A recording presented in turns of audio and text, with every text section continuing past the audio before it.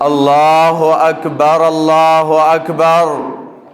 لا الہ الا اللہ واللہ اکبر اللہ اکبر وللہ الحمد اللہ اکبر لا الہ الا اللہ واللہ اکبر وللہ الحمد۔ معزز سامعین کرام، مسجد حاضہ کے باشعور غیور نمازیوں، ارباب علم و دانش اور امت مسلمہ کے بہادر، جانثار، غیور اور باوقار مسلمانوں، آپ سب کو عید الاضحیٰ کی بہت بہت مبارکباد ہو۔ تقبل اللہ منا ومنکم صالح الاعمال۔ میرے ایمانی بھائیوں، بزرگوں، عزیز ساتھیوں، ہم سب کئی جمعوں سے مسلسل فلسفہ قربانی پر بات کر رہے ہیں کہ قربانی کس چیز کا نام ہے، قربانی کیوں دی جاتی ہے، قربانی کہتے کسے ہیں، قربانی ایجاد کہاں سے ہوئی، ابتدا کیسے ہوئی۔ تو وہاں ایک بات ذہن میں آ جاتی ہے، وہ یہ ہے کہ اللہ فرماتا ہے کہ ان بندوں کو چاہیے کہ وہ اس بات پر قائم ہو جائیں کہ تمہارا جینا مرنا، نسکی و محیایا و مماتی، تمہارا زندہ رہنا، تمہارا مر جانا للہ رب العالمین، صرف اللہ تعالیٰ کے لیے ہونا چاہیے۔ اور اللہ کون اللہ ہے؟ اللہ ساری کائنات کا مالک اللہ ہے۔ اللہ وحدہ لا شریک ہے، اللہ تنہا مالک ہے، اس کا کوئی ثانی کارساز بالکل اس دنیا کے اندر نہیں ہے۔ میرے ایمانی بھائیوں، قربانی نام صرف اس چیز کا نہیں ہے کہ ہم نے ایک جانور لیا تو اس کے گلے پر چھری چلا دی، بلکہ قربانی اس چیز کا نام ہے کہ ہم نے اللہ کی منشا کے اوپر اپنی ساری مرضیوں کو فوقیت دے دی۔ ہم نے اپنی مرضی کے خلاف جا کر اللہ کی مرضی کو اپنایا، اور چھری چلانے کا واحد ایک مقصد ہے، وہ یہ مقصد ہے کہ ہم اپنی ایگو، ہم اپنی آنا، ہم اپنی اندر کی میں، ہم اپنے اندر کی منافقت، ہم اپنے اندر کا بغض، ہم اپنے اندر کا حسد، ہم اپنے اندر آنے والی ہر اس بیماری کو جو ہمارے دل کے اندر پنپتی ہے، ہم اس کو حضرت اللہ جل شانہ کے لیے ختم کر دیں، ہم اس کو اپنے دل کے اندر سے نکال دیں۔ جب جانور کے گلے پر چھری چلی تو ہم نے گویا ان تمام چیزوں کے گلے پر چھری پھیر دی جو ہمارے دل کے اندر پیدا ہوئے ہیں۔ ایمان والا بد اخلاق نہیں ہو سکتا، ایمان والا بد کردار نہیں ہو سکتا، ایمان والا دل کے اندر حسد نہیں رکھ سکتا، ایمان والا دوسرے ایمان والے کی ساکھ کو ٹھیس نہیں پہنچا سکتا، ایمان والا دوسرے ایمان والے کی عزت نفس کو پائمال نہیں کر سکتا۔ ہر ایک کو چاہیے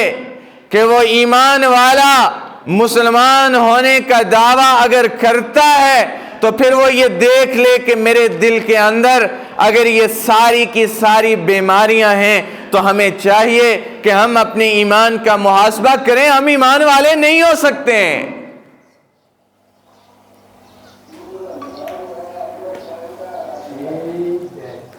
اور آج کے اس دن کا جو پیغام ساری امت کو ہے وہ یہ ہے کہ دنیا ساری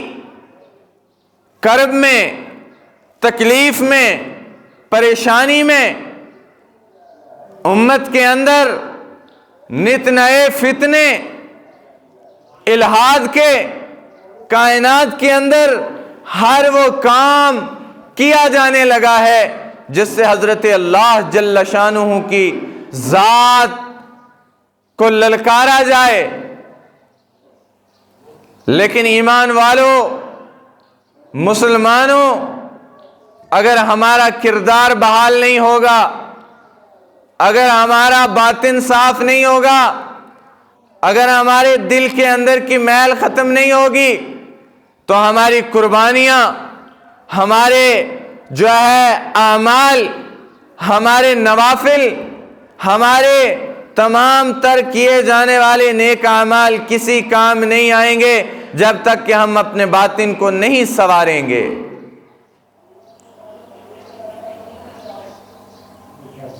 دنیا واحد ایک دھوکے کا گھر ہے، اس نے ہر ایک انسان کو ڈبویا ہے، اس نے ہر ایک انسان کو اپنے پیٹ کے اندر لیا ہے، اس نے ہر ایک انسان کو جو ہے تباہ کیا ہے۔ اس کو خوش کرنے والے دنیا سے چلے گئے، ان کا نام لینے والا کوئی نہیں ہے، اور جنہوں نے اس دنیا کو عارضی سمجھ رکھا تھا وہ کامیاب ہوئے، وہ کامیاب رہے، ان کی دنیا بن گئی، ان کی آخرت بھی بن گئی۔ اور جنہوں نے اللہ کی منشا کے اوپر اپنی زندگی گزاری، حضرت ابراہیم علیہ السلام نے اپنے لخت جگر کو اٹھایا، اٹھانے کے بعد اپنے جو ہے ہاتھوں سے چھری چلائی، اپنے ہاتھوں سے بچے کو ذبح کیا، اپنے ہاتھوں سے جو ہے اس کے ہاتھ پاؤں باندھے، ان کی جو ہے آنکھوں پر پٹی باندھی، اپنا گھٹنا اس کے سر پر رکھا اور چھری چلائی، اور چھری چلانے کے بعد یہ بات بھی اپنی زبان سے کہی کہ اے اللہ، کیا میرے دل کے اندر اسماعیل کی محبت اتنی آ گئی تھی کہ آپ نے جو ہے مجھے اس کو ذبح کرنے کے لیے کہہ دیا؟ اے اللہ، اگر ایسی بات ہے تو میں اپنا سب کچھ آپ کی رضا کے لیے قربان کر دوں گا، اور اگر یہ میرا امتحان ہے تو اے اللہ آپ مجھے اس امتحان میں کامیاب فرما دیجئے۔ اور امتحان بڑا، جب امتحان بڑا تھا تو حضرت اللہ جل شانہ نے نام بڑھا دیا، انعام بڑھا دیا۔ ایک کو کہا ابراہیم خلیل اللہ، اللہ سے محبت کرنے والا، اور دنیا کے اندر اللہ کی محبت کائنات میں ہر شے کے اوپر فوقیت رکھنے والی ہے۔ جس کے دل میں اللہ کی محبت آ گئی، دنیا ساری ایک طرف، کائنات ایک طرف، ساری دنیا کو جو ہے انسان کے سامنے وہ کتنے رنگ بدل کر آئے اس کو پتا ہے۔ الدنیا سجن المؤمن و جنت الکافر، یہ دنیا ایمان والے کے لیے قید خانہ ہے، جس طرح جیل کے اندر رکھا گیا ہوتا ہے، اور قیدی ہر آئے دن اپنے جو ہے ہر آئے دن اپنے دن گنتا ہے، ہر آئے دن وہ دیکھتا ہے کب جو ہے میں اس سے نکلوں گا، کب میں اس سے فارغ ہوں گا، کب جاؤں گا۔ اور جو دنیا کے اندر آزاد خیال لوگ ہیں اور جو یہ کہتے ہیں کہ صرف دنیا ہے، دنیا کی مال و متاع ہے، دنیا کی عائش ہے، دنیا کی جو ہے یہی گھر ہے، یہی بار ہے، یہی سب چیزیں ہیں، ان کے لیے حدیث نے فرمایا الدنیا سجن المؤمن و جنت الکافر، کافر کے لیے تو یہ آرام دہ چیز ہے، اس کے لیے تو یہ کوئی بڑی بات نہیں ہے، وہ جب چاہے جس طرح چاہے دنیا میں زندگی گزار لے۔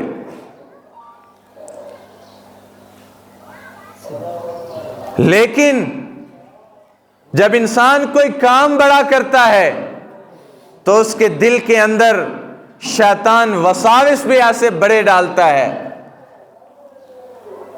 ابراہیم علیہ السلام جب اپنے فرزند کو لے کر ذبح کرنے کے لیے نکلے تو راستے میں بڑا پارسا نیک شفاف انسان بن کر پہنچا،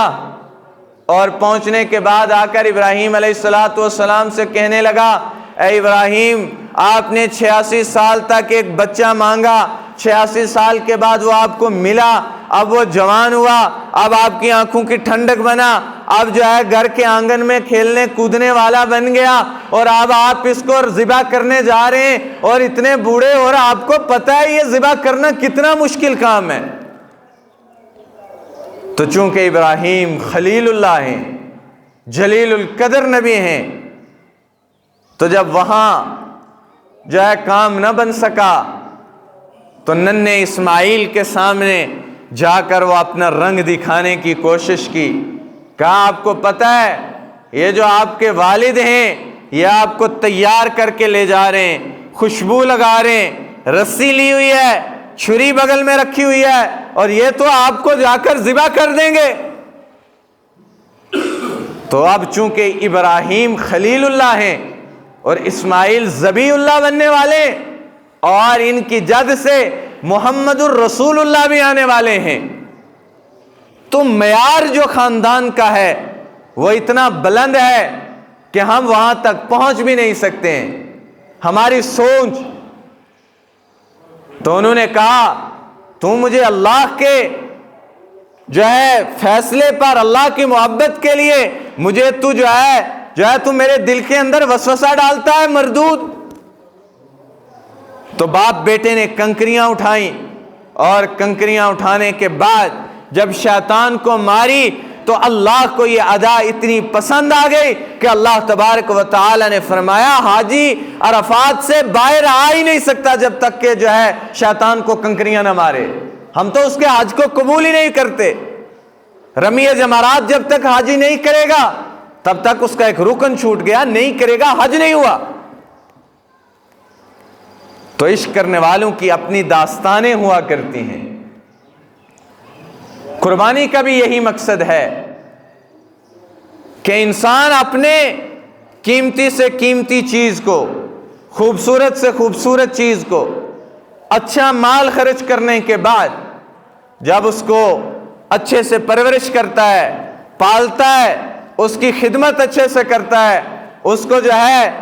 اس کے اوپر اچھی رقم لگاتا ہے، جب اس کے ساتھ جی لگ جاتا ہے۔ اور ہم دیہاتی لوگ ہیں، ہم اپنے جانوروں کو اولاد کی طرح پالتے ہیں، جب قربانی کا وقت آتا ہے تو اپنے سینے کو چوڑا کر کے کہتے ہیں ہم نے یہ سب اس لیے کیا کہ ہم اللہ کے راستے میں اس کو قربان کریں گے اور اللہ کی رضا کے لیے اس کو ذبح کر دیں گے۔ تب اللہ تبارک و تعالی جا کے فرماتے ہیں کہ میرے بندے نے میرے راستے کے اندر میری منشا کے مطابق اس سنت کو ادا کیا ہے، اب میں اس سے راضی ہوں اور فرشتے اس سے راضی ہیں، اور اس کا بدلہ دنیا اور آخرت میں اس کو جنت کے انعام کے ساتھ دیا جائے گا۔ اور اس کے اوپر اجر کتنا ہے؟ فرمایا جب انسان قربانی کرتا ہے تو قربانی کرنے کے وقت اس کی نیت مخصوص مخلص ہوتی ہے، اللہ کی رضا کے لیے ہوتی ہے، اللہ کی اطاعت کے لیے ہوتی ہے۔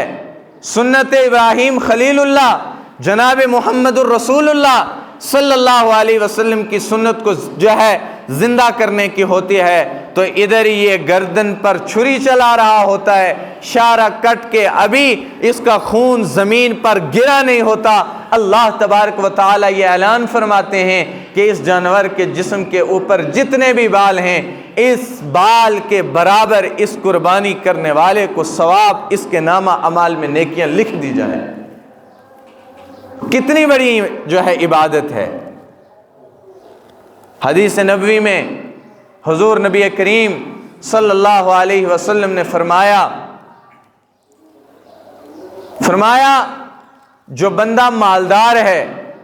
صاحب نصاب ہے، اللہ نے اس کو استطاعت دی ہے، اس کے باوجود وہ قربانی نہ کرے، تو فرمایا ایسے لوگوں کو جہاں تم عید پڑھتے ہو اپنی عیدگاہوں کے قریب بھی مت آنے دو۔ کتنی بڑی وعید۔ اور پھر فرمایا ان 3 دنوں کے اندر 10، 11 اور 12 ذی الحجہ میں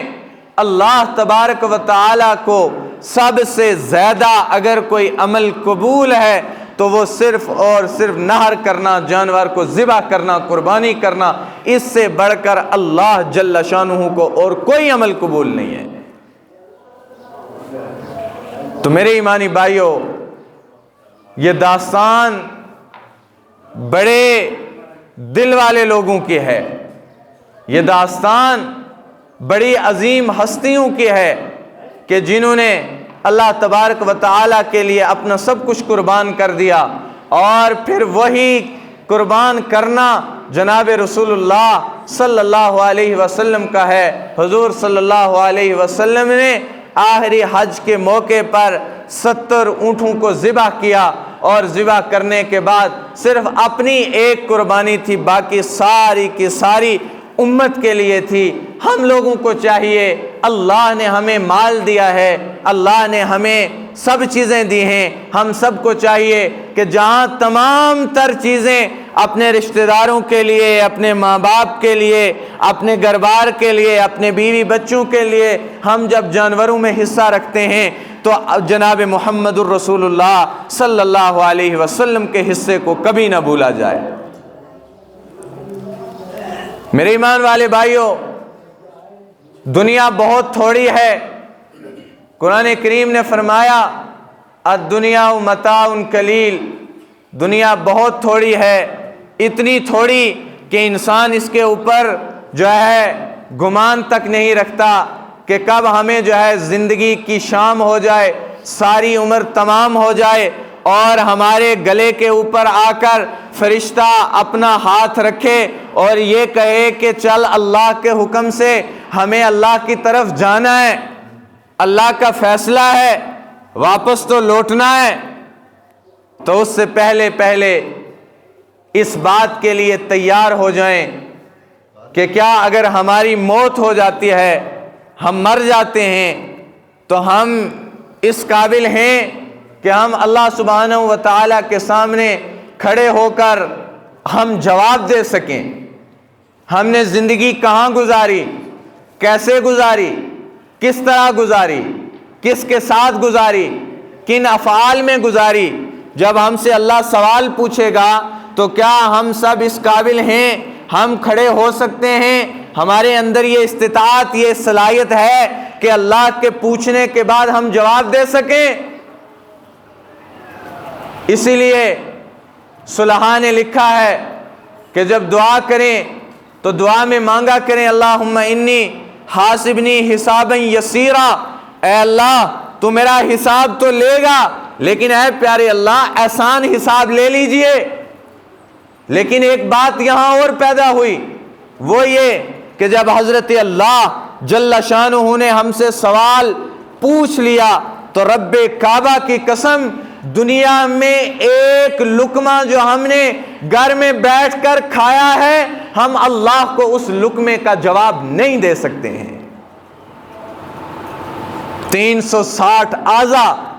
ہمارے جسم کے اندر، ہماری آنکھیں، ہمارے کان، ہمارا ناک، ہماری زبان، ایک ایک اعضاء کا حساب جب رب ہمیں سامنے لا کر پوچھے گا تو ایمان والے بھائیوں، بزرگوں، عزیز ساتھیوں، اس بات کا یہ گمان سمجھیں، یہ یقین مانیں کہ ہم اللہ کے سامنے جواب دہ نہیں ہو سکتے ہیں۔ پھر حضرت اللہ جل شانہ کی ایک مخلوق ہے جس کو فرشتے کہتے ہیں، وہ سوال پوچھیں گے، اے دنیا سے آنے والے انسان، یہ بتا کہ یہ جو تو اس دنیا کے اندر سے تو واپس ہو کر عالم برزخ کی طرف آیا ہے تو اس کے اندر رہ کر کتنا آیا؟ تو میں اور آپ یہ جواب دینے والے ہوں گے کہ اے اللہ، اے فرشتوں، ہم دنیا کے اندر ایک یا آدھا دن رہ کر آئے تو فرشتے نیک کو تو کہیں گے تجھے مبارک ہو، تو نے اتنے کم وقت میں اپنی آخرت کو سنوارا ہے، اور جو بد ہوں گے ان کے لیے کہا جائے گا کہ تو جو ہے ہلاک ہو گیا، تیرے لیے جو ہے تو جو ہے برباد ہو گیا کہ تو نے اتنے کم وقت کے لیے اپنی قبر اور آخرت کو برباد کر دیا۔ میرے ایمانی بھائیو، یہ دنیا ہے، یہ ایک دھوکہ ہے، اس کے اندر ہمیں اللہ نے احساسات کے لیے بھیجا ہے، ایمان والے بھائی کا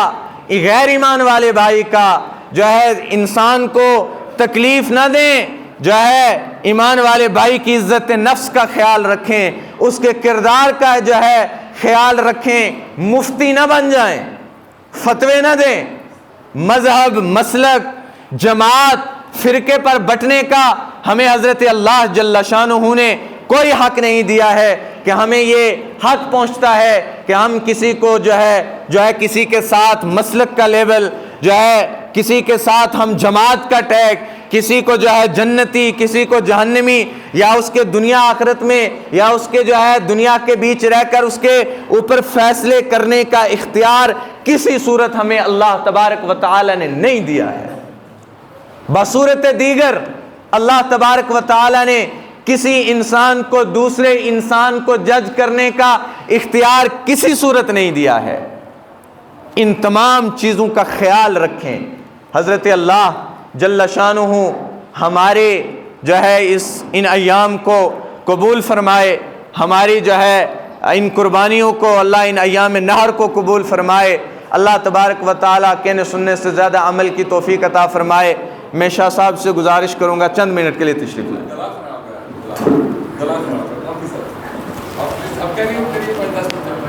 تو حضرت اللہ جل شانہ نے قرآن کریم میں فرمایا، میں جو بات کر رہا تھا، قرآن نے فرمایا وَلَقَدْ كَرَّمْنَا بَنِي آدَمَ وَحَمَلْنَاهُ فِي الْبَرِّ وَالْبَحْرِ، ہم نے دنیا کے اندر انسان کو عزت دی ہے، اکرام دیا ہے۔ فَحَمَلْنَاهُ، ہم نے ان کو عزت دی پانیوں کے اندر، خشکی کے اندر۔ تو جب اللہ تبارک و تعالی نے یہ لفظ کہا وَلَقَدْ كَرَّمْنَا بَنِي آدَمَ، تو اللہ تبارک و تعالی نے یہاں سب چیزوں کو جو ہے پاک و صاف کیا ہے، اس لیے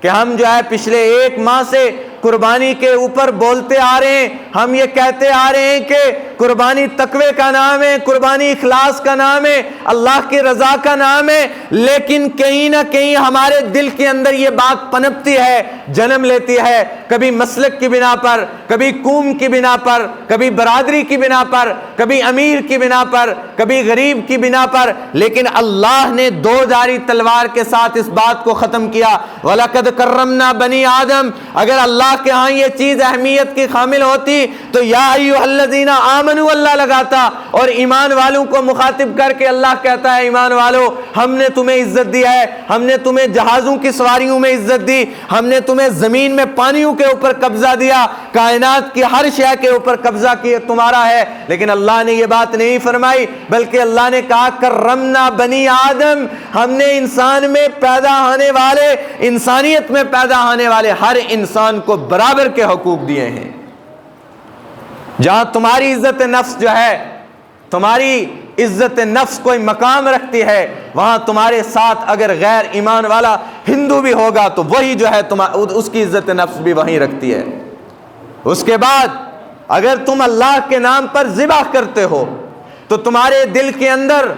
حسد، کینہ،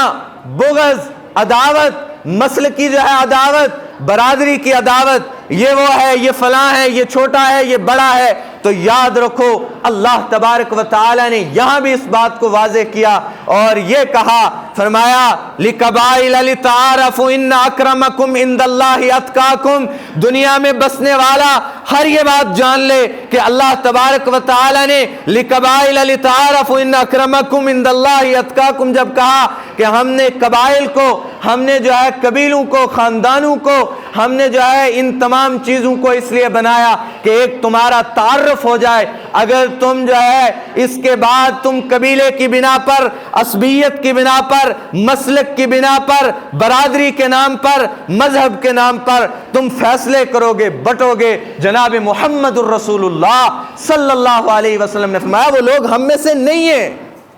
ان کا ہمارے ساتھ کوئی تعلق نہیں ہے۔ حجۃ الوداع کے موقع پر جناب رسول اللہ صلی اللہ علیہ وسلم نے یہ فرمایا تھا، اے لوگو ہم آپ کو ایک جھنڈے کے نیچے جمع کر کے جا رہے ہیں، اور وہ جھنڈا ہے لا الہ الا اللہ محمد الرسول اللہ صلی اللہ علیہ وسلم۔ اس کے بعد نہ کوئی دیوبندی رہا، نہ کوئی بریلوی رہا، نہ کوئی اہل الحدیث رہا، اس کے بعد سارے کے سارے مسلمان ہونے کی حیثیت سے اللہ کے اور محمد الرسول اللہ صلی اللہ علیہ وسلم کے علم کے نیچے بحیثیت مسلمان جمع ہو سکتے ہیں۔ اگر نہیں ہوں گے تو محمد الرسول اللہ صلی اللہ علیہ وسلم کی امت میں سے ان کا کوئی جو ہے کردار نہیں ہے۔ صحابہ کی، نبی علیہ الصلوۃ والسلام کی، حضور کے گھر کی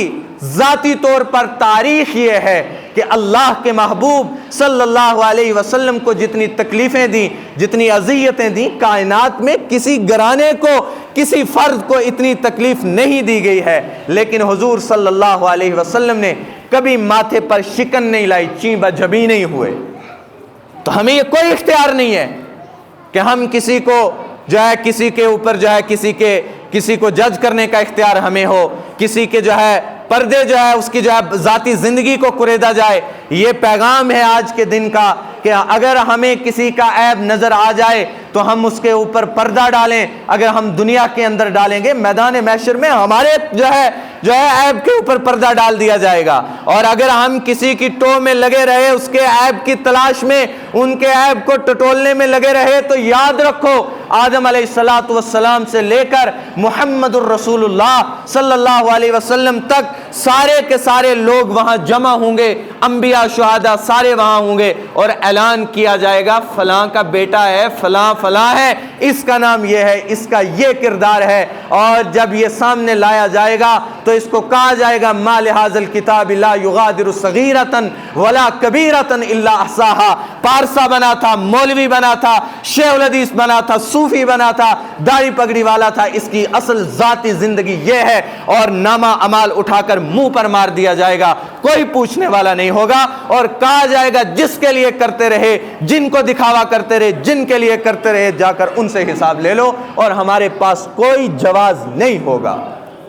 اللہ تبارک و تعالی ہم سب کو کہنے سننے سے زیادہ